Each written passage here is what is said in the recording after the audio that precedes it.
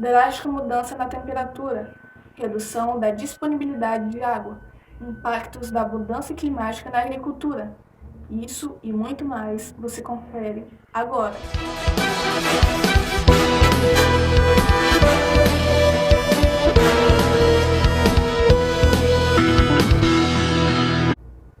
Olá, boa noite.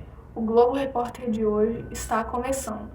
Há 2 meses atrás, tivemos a previsão meteorológica de que o avanço do efeito estufa e o aquecimento global causariam um possível efeito nas agriculturas brasileiras. Vamos ver agora a reportagem da nossa correspondente. Sara, é com você. Boa noite. Hoje, 21 de maio de 2025, foi publicado pela Revista Brasileira do Meio Ambiente que daqui a aproximadamente 3 meses haverá uma drástica mudança na temperatura, resultado dos anos de intensa ação antrópica na natureza. Já conseguimos sentir esses efeitos, desde a alteração na amplitude térmica até mais de 90% das calotas polares derretidas. Um único pedaço ainda flutua na Antártida. Daqui a alguns meses, provavelmente, traremos imagens em que esse ambiente estará completamente sem gelo. O derretimento das geleiras do Himalaia, por exemplo, já está prejudicando o suprimento de água para a China e Índia, comprometendo sua agricultura e provocando a fome dessas populações. O aumento das temperaturas em função das mudanças climáticas resultará no aumento do consumo de água pelos produtores rurais e na redução da disponibilidade de água, colocando em risco a capacidade de produção. Esse aumento em decorrência do aquecimento global já provocou perdas nas safras de grãos de 7,4 bilhões de reais em 2020, número que pode subir para 14 bilhões em 2070 e alterar profundamente a geografia da produção agrícola do Brasil. Se nada for feito para mitigar os efeitos das mudanças climáticas e adaptar as culturas para a nova situação, deve ocorrer uma migração de plantas para regiões que hoje não são de sua ocorrência, em busca de condições climáticas melhores. Além disso, áreas que atualmente são as maiores produtoras de grãos podem não estar mais aptas ao plantio bem antes do final do século. A mandioca pode desaparecer do semiárido. O café terá poucas condições de sobrevivência no Sudeste. Por outro lado, a região sul, que hoje é a mais restrita às culturas adaptadas ao clima tropical por causa do alto risco de geadas, deve experimentar uma redução desse evento extremo, tornando-se assim propícia ao plantio da mandioca, de café e de cana-de-açúcar, mas não mais de soja, uma vez que a região deve ficar mais sujeita aos estresses hídricos. Obrigada, Sara. Agora vamos relembrar um pouco sobre a história de práticas agrícolas e entender como o clima chegou nesse estágio com nossa historiadora Nicole. Oi, boa noite. Eu vou tentar situar vocês com todo o contexto histórico. Bem, até cerca de 10 mil anos atrás, o homem ele era completamente e essencialmente um caçador e coletor, e isso vai gerar diversos problemas que, em alguns momentos, pode até comprometer a sua sobrevivência. Bem, quando os alimentos começavam a faltar, alimentos como frutas, raízes e vegetais, às vezes por fatores climáticos, outras vezes pelo excesso de consumo mesmo, as pessoas tinham que procurar outro local para morar, e por isso elas eram consideradas nômades. Com o tempo, o homem percebeu que as sementes, ao caírem no chão, elas germinavam e com isso geravam novas plantas. Assim surgia a agricultura, ainda que primitiva. Essa foi a primeira revolução agrícola da história. Muitos historiadores afirmam que a agricultura nasceu na Mesopotâmia, que se chama região entre rios, há aproximadamente 4 a 5 mil anos antes de Cristo. Com o passar do tempo, as práticas agrícolas na Mesopotâmia e no Egito foram evoluindo, principalmente com a dominação grega e depois romana, que levaram equipamentos tecnológicos de irrigação para a região. Já durante a Idade Média, um período que é conhecido como uma época de atraso, a gente nota um cenário bem diferente no que diz respeito à agricultura, porque a economia na época dependia majoritariamente dela. Logo, ocorreram diversos avanços, como a invenção do moinho e do arado pesado, o surgimento de técnicas de adubação e até mesmo o surgimento do rodízio de áreas de plantio. Durante a Idade Moderna, as máquinas evoluíram quase que naturalmente para trabalhar a serviço da agricultura. Isso se deu por conta do crescimento da população e da necessidade de se produzir alimentos. Além disso, com as revoluções industriais, os equipamentos estavam cada vez mais melhorando. No cenário brasileiro, no início da colonização, a atividade agrícola ela era puramente extrativista, com a retirada do pau-brasil, quase que até com a extinção dessa árvore no país. Posteriormente, houve a implantação de projetos de monocultura de plantation, que empobreciam o solo. As plantações de cana-de-açúcar ficavam principalmente no nordeste do país, e elas vão sustentar a economia brasileira por décadas. Já no século XIX, ganhou espaço o café, que era plantado principalmente no sudeste, e aí só vão surgir novas áreas agrícolas pelo país quando ele começar a se urbanizar, já em 1950. Já entre as décadas de 1960 e 1970, vai ter início uma grande revolução mundial na agricultura, a Revolução Verde. Ela foi um conjunto de inovações tecnológicas como agrotóxicos, fungicidas, herbicidas, fertilizantes químicos e sementes modificadas que têm o objetivo de aprimorar as técnicas agrícolas, bem como baratear o preço dos alimentos, combater a fome e até mesmo controlar revoltas sociais. Com essas inovações, houve um surto de desenvolvimento agrícola no país na década de 90, que transformou o Brasil num dos recordistas em produtividade e exportação de produtos primários. No entanto, apesar desses índices recordistas, os brasileiros ainda enfrentam graves problemas sociais, entre eles a desnutrição, a fome, as altas desigualdades sociais, a pobreza, além de problemas sanitários e ambientais decorrentes dessas práticas. Nota-se, então, que apesar das práticas agrícolas terem evoluído bastante desde o início da história humana, ainda é visível em algumas regiões do Brasil o uso de técnicas rudimentares, como as queimadas, que são usadas para limpar o terreno antes do cultivo.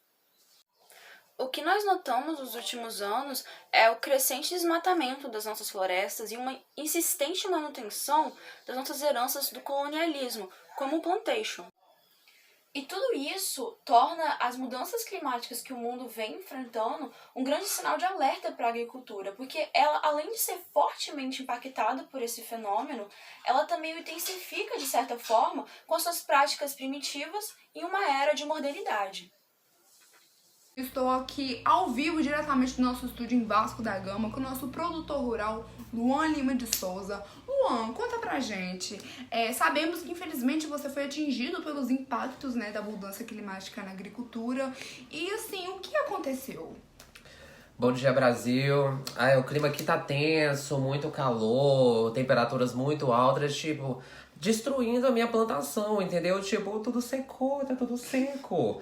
Tipo, não sei mais o que fazer, tá cada dia mais difícil e eu dependo disso pra viver, entendeu? Então, tá sendo, assim, muito complicado pra mim. Pessoal, pra quem não sabe, pra florescer o arroz precisa de cerca de 220 a 250 milímetros de água. E se essa fase do ciclo de vida da planta cair em uma época de estresse hídrico, os processos de desenvolvimento reprodutivo, eles podem ser prejudicados, né? Resultando em esterilidade, dessecamento das espigueiras e, por fim, também numa diminuição do rendimento, né?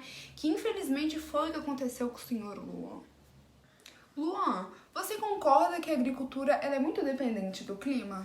Total. Inclusive, quando não está esse calor intenso, né, que tá hoje em dia, tem as chuvas e os ventos intensos, né, que também é muito tenso pra mim, já que no meu caso, os ventos muito fortes acabam com a minha plantação de arroz, né, acaba sendo levado pelo vento, entendeu? Então, tipo, tô lascado dos dois jeitos, entendeu? Não tem jeito. Senhor Luan, se o senhor pudesse mudar algo, o que você faria? Bom, eu teria pesquisado antes, né, sobre este local e o seu clima, antes de ter investido as minhas plantações aqui. Teria ido atrás, né, também de compreender as dificuldades enfrentadas pelos agricultores por aqui.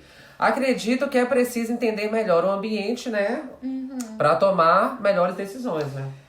Senhor Luan, e com essa fala do senhor Luan, encerro a nossa entrevista por aqui. Agradeço pela sua participação, senhor Luan. Obrigada, eu que agradeço. E agradeço pela sua presença. A seguir, conversaremos com Catarina Stange, uma química renomada que explicará para a gente a mudança climática e falará um pouco sobre o aquecimento global. Olá, boa noite. Meu nome é Catarina, eu sou química formada há mais de 10 anos pelo Instituto Federal do Espírito Santo E hoje eu vim falar um pouquinho sobre a parte química em relação aos impactos da mudança climática na agricultura. E primeiro eu vim falar um pouco sobre o aquecimento global. O aquecimento global é de conhecimento geral, que ele consiste no aumento das temperaturas médias do planeta ao longo dos últimos tempos. O que em tese é causado pela ação humana, mas existem algumas discordâncias em relação a isso no nosso meio científico.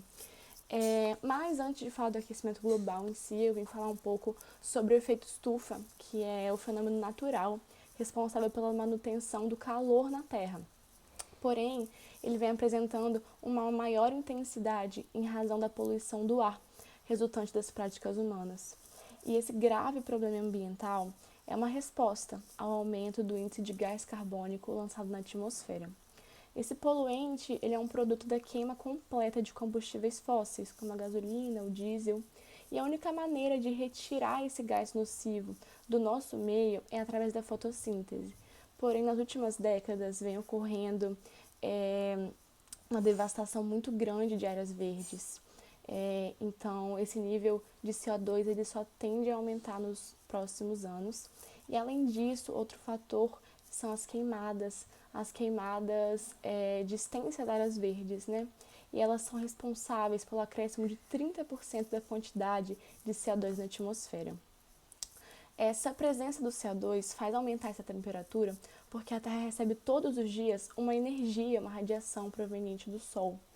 E parte dessa energia ela é absorvida pela superfície terrestre e outra parte ela é refletida em forma de radiação infravermelha.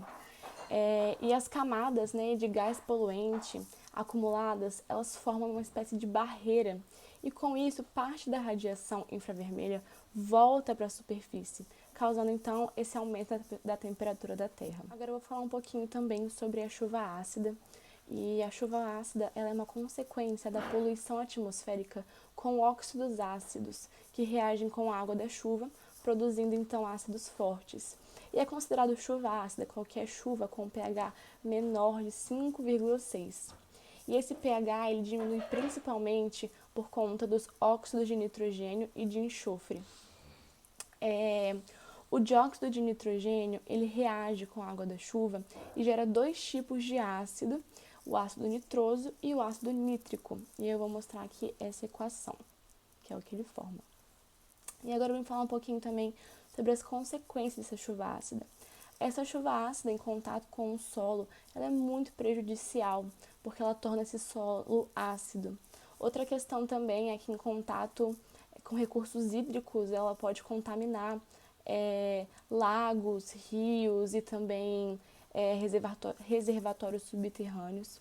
Outra questão também, ela prejudica a vegetação, porque com esse excesso de acidez pode atingir os vegetais, prejudicando então o seu desenvolvimento e ocasionando lentidão de crescimento, enfim. Outra questão também pode prejudicar também a saúde dos seres humanos e ela também pode corroer coisas nas cidades, como monumentos, obras civis. Então a gente vê que essa chuva ela é muito prejudicial. Muito obrigada pelas informações, Catarina. Agora, como as mudanças climáticas continuam afetando a economia e os cenários para o futuro, você confere agora. As mudanças climáticas continuam afetando drasticamente a economia brasileira. A soja está sofrendo drasticamente com isso. Até 2070, a área com baixo risco no país pode ser reduzida a 70% da existente hoje, em decorrência do aumento da deficiência hídrica e de possíveis verânicos mais intensos. A região sul e o Cerrado Nordestino serão as áreas mais fortemente afetadas. Em 2050, o prejuízo pode subir para algo em torno de 5,47 bilhões de reais e 6,3 bilhões de reais, com um reflexo de uma área apta entre 29,6% e 34,1% menor que a atual. Para 2070, no melhor cenário, o prejuízo será de 6,4 bilhões de reais, chegando a 7,6 bilhões no pior cenário. Isso equivale a metade das perdas que a agricultura brasileira deve ter nessa ocasião. As projeções para a pecuária mostraram que um aumento de temperatura da ordem de 3 graus Celsius, que é o aumento médio previsto pelo IPCC até 2100, pode causar a perda de até 25% da capacidade de pastoreio para bovino de corte, o que equivale a um aumento de custo de produção de 20% a 45%. A expectativa do aumento da temporada de seca deve afetar dramaticamente o custo de produção, uma vez que os produtores vão depender cada vez mais de suplementos de grãos para alimentar o gado, em compensação pela falta de pasto. Nessas condições, o pecuarista brasileiro corre o risco de perder competitividade, pois nos outros países considerados nessa comparação, a tendência é que os impactos do aquecimento sejam mais controlados. De uma forma geral, os efeitos que a população está enfrentando no momento são de extrema preocupação. Esses fatores vão desde maior frequência e intensidade de eventos climáticos, como desastres naturais, secas, alagamentos e geadas, até frequências de dias com temperaturas extremas, sejam altas ou baixas, diminuição do gradiente de temperatura entre dia e noite, maior concentração de chuvas de alta intensidade em um espaço de tempo mais curto. Essas são algumas das consequências que a população está enfrentando no momento. Espera-se que cada um faça a sua parte para diminuir as influências climáticas no nosso dia a dia. Caso contrário, sofreremos ainda mais. Isso é uma responsabilidade de cada um de nós. Muito obrigada pelas informações, Sara. Então é isso. O Globo Repórter de hoje fica por aqui, mas no site você confere muito mais. Os dados, entrevistas, pesquisas, vai lá, aproveita. Agora você fica com a série FBI na seção Globoplay. Um ótimo fim de semana a todos e a gente se vê sexta que vem.